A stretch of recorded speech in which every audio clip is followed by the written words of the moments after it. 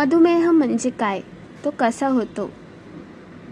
मधुमेह एक अशी समस्या आहे ज्यात रक्तामध्ये साखरेचा स्तर नियंत्रित राहत नाही. आता तुमच्या मनात हा प्रश्न आला असेल की अचानक कशी साखर नियंत्रित होणे बंद होते? त्याआधी कशी काय साखर नियंत्रित व्हायची? चला जाणून घेऊया या दोन्ही प्रश्नांची उत्तरे. आपल्या शरीरात स्वादुपिंड म्हणजे पॅनक्रियाज नावाची एक ग्रंथी असते. यातून इन्सुलिन नावाचं हॉर्मोन तयार होत असतं. हेच इन्सुलिन आपली शरीरातील रक्तात तयार होणाऱ्या ग्लुकोज व साखरेची मात्रा नियंत्रित ठेवण्याचं काम करतं. पण शारीरिक बदलासह पॅनक्रियाज इन्सुलिन तयार करू शकत नाही आणि साखरेचा स्तर वाढत जातो. शेवटी तो मनुष्य मधुमेहाला बळी पडतो. मधुमेह शरीराला कसा त्रास देतो?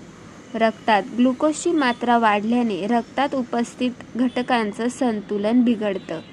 जसं की रक्तात पांढऱ्या पेशी WBC आणि लाल रक्तपेशी RBC असतात.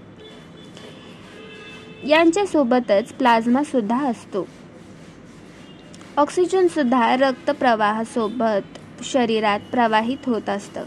पण जेव्हा रक्तात ग्लुकोजचा स्तर वाढत जातो तेव्हा लाल रक्तपेशी ज्या जखमेला लवकर भरण्याचं काम करतात त्या ग्लुकोजची मात्रा वाढल्याने आपलं काम नीट पार पाडू शकत नाहीत. पांढऱ्या पेशी ज्या आपल्या शरीराला रोगप्रतिकारक शक्ती प्रदान करतात त्यांचा प्रभाव सुद्धा अतिग्लुकोजमुळे कमी होतो.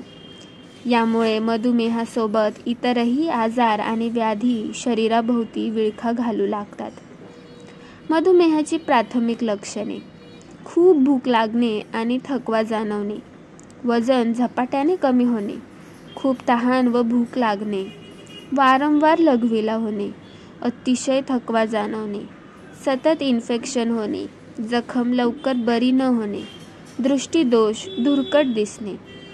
मधुमेहाबद्दल अजून माहिती जाणून घेण्यासाठी चॅनलला सबस्क्राईब करा. धन्यवाद.